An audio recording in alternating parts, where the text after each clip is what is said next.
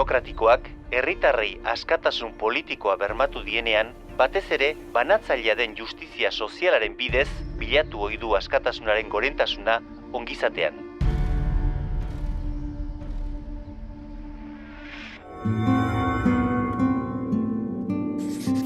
Agirre, lehen lehendakaria.